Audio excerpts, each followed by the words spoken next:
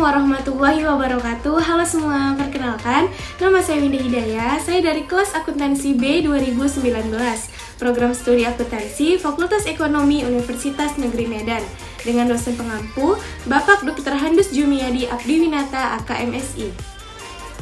Untuk kesempatan kali ini, saya akan menyampaikan materi tentang startup bisnis untuk memenuhi tugas kewirausahaan. Baik, di dalam materi saya akan menjelaskan tentang pengertian startup bisnis, sejarah, karakteristik, tips, aspek dalam startup bisnis, serta bagaimana perkembangan startup bisnis di Indonesia. Baik, untuk materi pertama yaitu startup. Startup adalah suatu tindakan proses untuk memulai sebuah organisasi baru atau bisnis baru yang mengacu pada dunia bisnis yang biasanya berbasis teknologi. Nah, jadi bisnis startup adalah bisnis rintisan yang diharapkan dapat tumbuh dan menguasai pasar secara tepat dan selanjutnya menjadi perusahaan yang besar dengan mengembangkan produknya. Untuk selanjutnya itu sejarah bisnis startup. Jika kita kembali melihat ke belakang, nyatanya penggunaan istilah apa itu startup merupakan hal-hal yang berhubungan dengan internet, website, teknologi, dan hal-hal lainnya. Hal ini karena istilah apa itu startup baru mulai populer hingga skala internasional pada era bubble.com. Lantas, apa itu bubble.com? Adanya bubble.com merupakan sebuah periode yang terjadi antara tahun 1998 hingga tahun 2000. Ada banyak perusahaan .com yang didirikan hampir bersamaan. Nah, pada saat itulah sedang gencarnya sebuah perusahaan membuka website milik mereka pribadi. Saat itu pula, internet semakin dikenal banyak orang sebagai salah satu ladang baru dalam memulai bisnis. Saat itu pula, apa itu startup mulai lahir dan berkembang. Kemudian karakteristik bisnis startup. Pertama, modal yang digunakan akan tergantung dengan pergerakan bisnis. Kedua, usia perusahaan kurang dari 3 tahun. Ketiga, pendapatan perusahaan selama 1 tahun kurang dari 100.000 US dollar.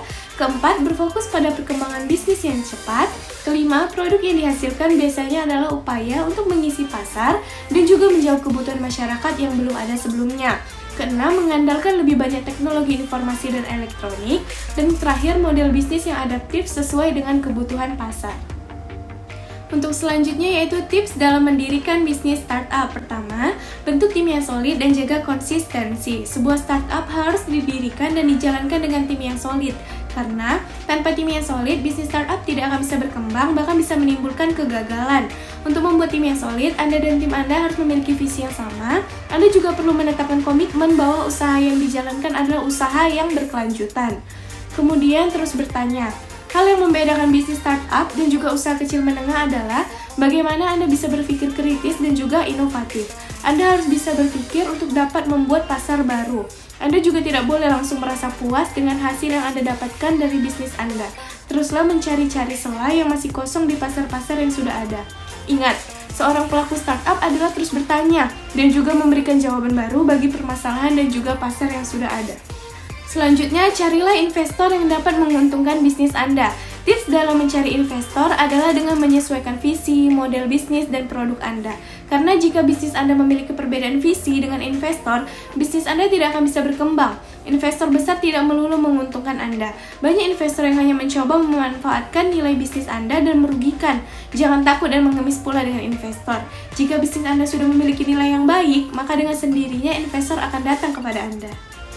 Selanjutnya yaitu idealisme penting, mentor lebih penting. Maksudnya pengetahuan penting, namun mentor juga lebih penting. Mendirikan bisnis, terutama startup, tidak semata-mata mengandalkan pengetahuan pribadi dan juga rekan kerja saja ya. Anda juga perlu mentor untuk mengenal ekosistem dan juga cara kerja pada bidang bisnis Anda. Pelaku startup gagal karena seringkali mengabaikan masukan dan kekeh dengan idealisme yang dibangun. Karena idealisme yang Anda miliki belum tentu sesuai dengan ekosistem bisnis dan pasar Anda. Selanjutnya yaitu percaya diri. Kunci yang paling utama dari pelaku startup adalah percaya diri. Memang sulit menjalankan bisnis, tapi bukan berarti Anda harus patah semangat atau kekurangan percaya diri ketika bisnis Anda mengalami kegagalan. Anda juga tidak boleh kehilangan fokus ketika Anda jatuh. Ingat, kegagalan bukan berarti Anda benar-benar gagal. Kegagalan adalah katalis agar bisnis Anda menjadi lebih kuat. Selanjutnya, agar startup bisnis bisa berkembang, kita memerlukan beberapa aspek. Pertama, aspek perizinan. Sebagai negara hukum, tentunya segala perbuatan yang di dalamnya mengandung akibat hukum, maka harus didasarkan pada aturan hukum dong. tidak terkecuali dalam mendirikan startup yang legal. Untuk dikatakan bahwa perusahaan startup tersebut legal untuk beroperasi di Indonesia, setidaknya harus ada dasar hukum yang menjadi landasannya seperti Undang-Undang Nomor 11 Tahun 2008 tentang Informasi dan Transaksi Elektronik. Kemudian Undang-Undang Nomor 7 Tahun 2014 tentang Perdagangan serta Peraturan Presiden Nomor 74 Tahun 2017 tentang Peta Jalan Sistem Perdagangan Nasional Berbasis Elektronik. Selain itu, dalam proses mendirikan startup, pastinya ada beberapa dokumen perizinan yang harus dikantongi. Dokumen-dokumen tersebut diantaranya seperti Surat Izin Usaha Perdagangan atau yang disebut dengan SIUP. Dokumen ini wajib dimiliki oleh perusahaan-perusahaan yang bergerak di bidang komersial. Permohonan untuk mendapatkan dokumen ini harus didasarkan pada Peraturan Pemerintah Nomor 24 Tahun 2018 tentang pelayanan perizinan berusaha terintegrasi secara elektronik atau Online Single Submission atau OSS. Selain itu, untuk memperoleh dokumen SIUP, perusahaan startup perlu memperhatikan bahwa barang-barang yang dikomersialkan tersebut telah mendapatkan izin khusus dari lembaga terkait apa belum.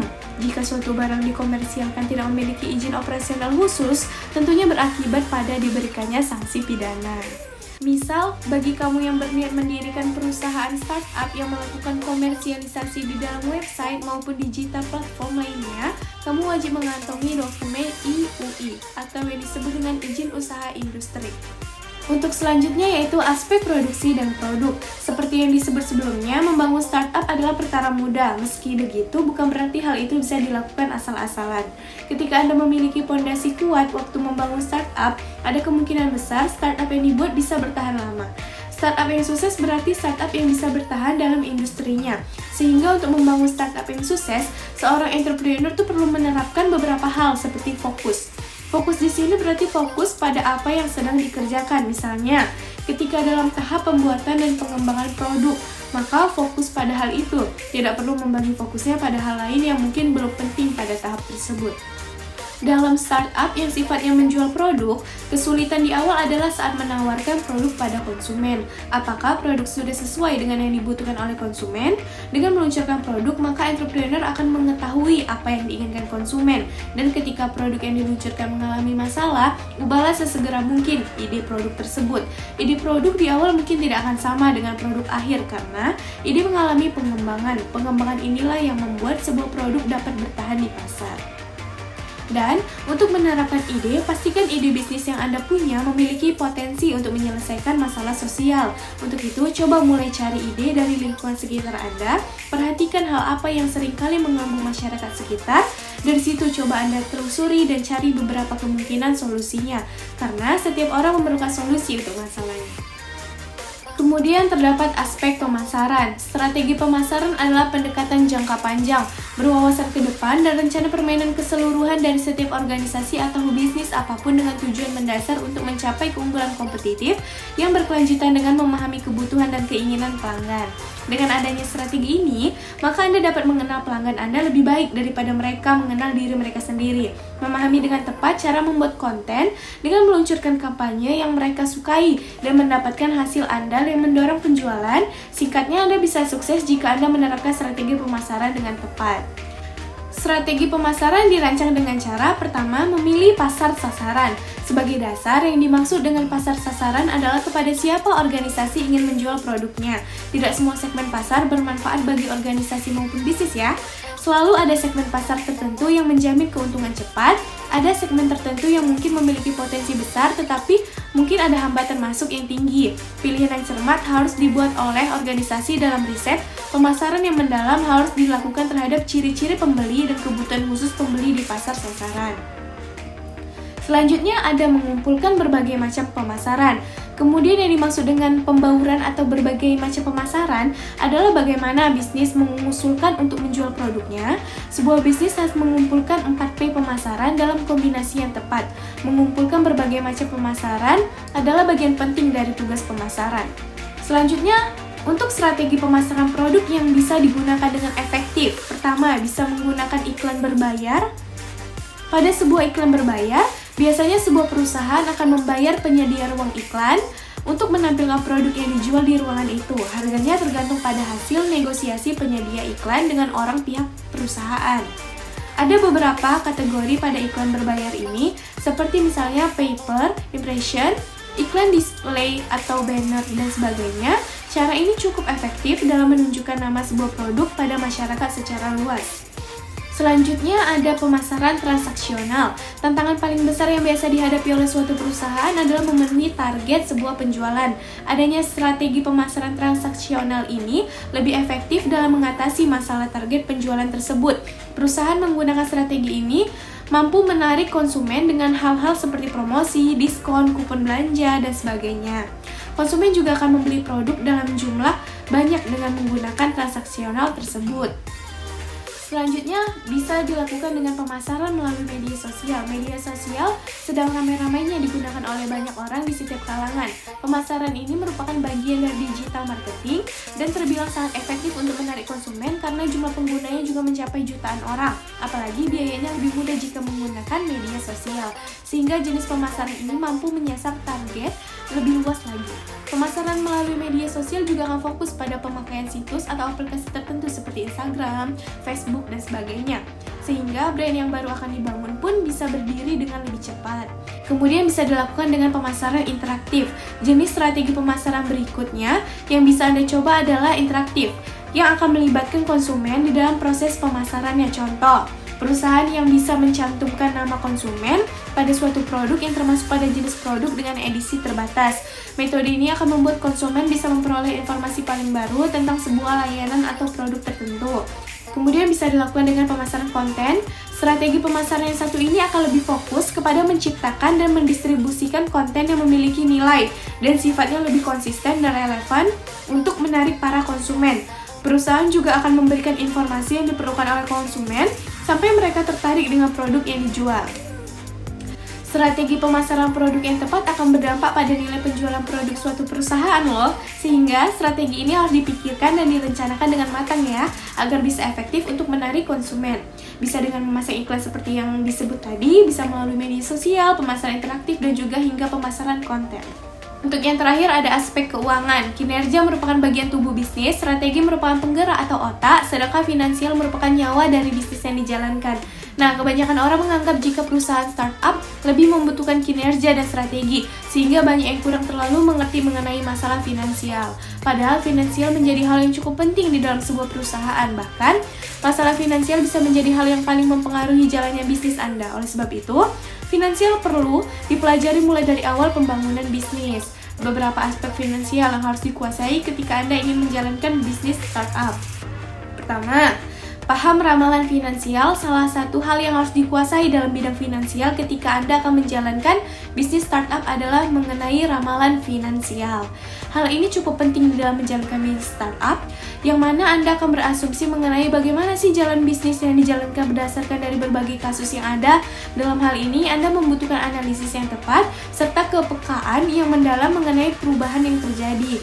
Rencana-rencana yang akan dijalankan harus dievaluasi dengan sebaik mungkin dalam waktu yang berkala. Apakah hal tersebut baik atau tidak untuk kondisi finansial perusahaan Anda? Sehingga dibutuhkanlah skill meramal yang tepat untuk mendapatkan cara menjalankan bisnis yang tepat. Asumsi yang dipikirkan tentu harus diimbangi dengan pendapatan, pengeluaran, saldo, serta pasar dalam masyarakat. Kemudian membuat rencana bisnis dalam setiap bisnis yang dijalankan. Tentunya Anda membutuhkan rencana bisnis yang tepat, termasuk dalam perusahaan startup. Rencana bisnis yang matang tentu saja akan membuat kondisi finansial perusahaan menjadi lebih terjaga dan teratur. Oleh karena itu, sangat penting membuat rencana bisnis yang matang dan tepat sebelum memulai membangun startup. Jika Anda masih ragu dan kurang yakin mengenai rencana bisnis, lebih baik menyewa jasa konsultan bisnis. Bila memiliki uang lebih, Anda bisa melakukan ini pada tahap awal pembangunan bisnis, sehingga nantinya Anda bisa mengkonsultasikan segala masalah yang dirasakan serta mengatasi kejanggalan-kejanggalan yang dirasakan. Dengan jasa konsultan bisnis, Anda tentu saja bisa mendapatkan solusi yang tepat pada bisnis startup dan Anda juga bisa memulainya dengan awal yang baik. Kemudian membuat anggaran dana aspek. Anggaran ini mungkin mirip dengan ramalan finansial yang telah dijelaskan sebelumnya, namun pada anggaran Anda akan lebih memfokuskan diri untuk mengikuti arus masuk dan arus keluar dari keuangan perusahaan, sehingga akan lebih baik jika Anda merancang anggaran ini dari awal pembentukan startup agar mengurangi resiko kebangkrutan yang bisa saja terjadi. Selanjutnya, rencanakan semua aspek dengan matang. Tentunya, tak hanya masalah finansial yang menjadi poin penting dalam membangun bisnis startup. Untuk itu, rencanakan dengan matang segala aspek yang menyangkut bisnis Anda, sehingga nantinya Anda bisa meminimalisir resiko buruk yang bisa terjadi ke depannya. Untuk selanjutnya yaitu perkembangan bisnis startup di Indonesia. Jika Anda pelajari lebih lanjut, startup di Indonesia itu sudah berkembang dengan sangat cepat dari hari ke hari. Hal ini tak lain karena adanya kemudahan masyarakat dalam memanfaatkan koneksi internet. Hal ini juga membuat pengguna internet aktif di Indonesia juga semakin bertambah. Dengan banyaknya pengguna internet yang ada, cukup menjadikan peluang bagi para pendiri startup dalam mengembangkan bisnis mereka. Dengan begitu, mereka bisa memperoleh keuntungan yang cukup besar. Para pendiri startup sendiri tentunya dengan berusaha dalam memberikan kemudahan layanan bagi setiap pengguna internet. Hal ini termasuk dalam pelayanan yang bersifat jasa atau pelayanan dalam menjual produk. Terlebih lagi, dengan adanya smartphone yang berbasis Android bisa membuat masyarakat lebih sering memakai internet. Dengan begitu, startup mana yang tidak tergiur atas adanya peluang ini? Sehingga jangan heran jika ada banyak perusahaan yang berlomba-lomba dalam membuat startup dengan pelayanan yang baik. Nah, sekarang kita akan membahas tentang jenis startup dengan perkembangannya yang cukup pesat di Indonesia. Pertama, ada startup game yang merupakan salah satu jenis startup yang memiliki perkembangan sangat pesat. Hal ini tidak lain karena peluang besar dan peminat game yang juga besar. Terlebih peminat game tersebut tidak mengenal dengan adanya ekonomi yang sulit. Dengan begitu, membuat para peminat game tersebut selalu ada. Selanjutnya, startup edukasi. Edukasi atau pendidikan adalah sebuah kebutuhan yang tidak bisa tergantikan. Startup yang satu ini juga tergolong sebagai salah satu jenis startup yang memiliki perkembangan besar. Adapun peminatnya berasal dari berbagai kalangan. Dengan begitu, tidak heran jika pangsa pasarnya bisa dibilang cukup besar. Misalnya saja, sebuah startup yang menyediakan berbagai macam informasi, mulai dari kisah inspiratif, motivasi, dan lain sebagainya. Tentunya edukasi ini sering sangat bernilai informatif untuk setiap pelanggan. Selanjutnya yaitu startup perdagangan atau e-commerce. Jika dahulunya seorang harus keluar rumah berjam-jam untuk membeli barang yang diinginkan, maka seiring perkembangan yang ada, hal tersebut bisa diterbentahkan. Pasalnya, jenis startup perdagangan atau e-commerce ini memungkinkan pengguna internet tidak perlu lagi keluar rumah jika ingin membeli barang-barang yang diinginkan. Dengan adanya startup jenis ini, maka setiap orang bisa berbelanja secara online tanpa perlu susah pergi ke pasar ke pusat perbelanjaan. Baik, untuk kesimpulannya yaitu bisnis startup adalah bisnis rintisan yang diharapkan dapat tumbuh dan menguasai pasar secara cepat dan selanjutnya menjadi perusahaan yang besar. Di dalam startup bisnis diperlukan beberapa aspek, yaitu aspek perizinan, aspek produksi dan produk, aspek pemasaran, serta aspek keuangan. Tujuan aspek tersebut agar startup dalam bisnis dapat berkembang. Perkembangan startup di Indonesia merupakan perkembangan yang sangat cepat karena adanya kemudahan masyarakat dalam memanfaatkan koneksi internet. Menciptakan serta melihat peluang usaha diperlukan untuk mengembangkan bisnis startup, dan ide-ide pembuatan dapat diambil dari permasalahan dari konsumen atau masyarakat. Baik, sekian penjelasan dari materi saya. Semoga bermanfaat bagi para pendengar. Wabillahi taufiq wal hidayah. Wassalamualaikum warahmatullahi wabarakatuh.